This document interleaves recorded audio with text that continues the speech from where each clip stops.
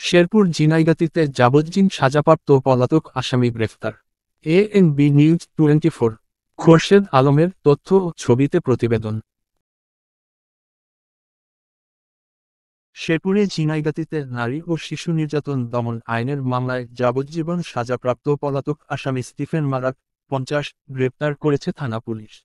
পবিত্র ঈদুল ফিতরের সকল গ্রাহক ও শুভাকাঙ্ক্ষীদের প্রতি এশা প্লাস্টিক ইন্ডাস্ট্রিজের পক্ষ থেকে শুভেচ্ছা। এশা প্লাস্টিকের পণ্য সামগ্রী আরও উন্নত ও রুচিশীল। আজই সংগ্রহ করুন ডেকোরেটর, চেয়ার, রেক, মগ সহ যে কোন আসবাবপত্র। এশা plastic industries, Dhaka, Bangladesh.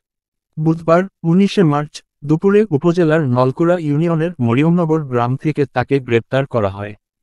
Stephen মারাক ওই গ্রামের উপেন্দ্র চিরানের ছেলে। জানা গেছে স্টিফেন মারাক জীবিকার তাগিদে সিরাজগঞ্জে থাকতেন। এখানে থাকাকালীন সময়ে 2006 সালে সিরাজগঞ্জ নারী ও শিশু নির্যাতন দমন ট্রাইব্যুনাল আদালতে তার বিরুদ্ধে একটি মামলা দায়ের হয়। উক্ত মামলায় 2020 সালে আদালত তাকে যাবজ্জীবন কারাদণ্ড দেয়। এরপর থেকে তিনি পলাতক অবস্থায় ছিলেন। তাকে গ্রেফতারের জন্য আদালত তার বিরুদ্ধে গ্রেফতারি পরোয়ানা জারি করে।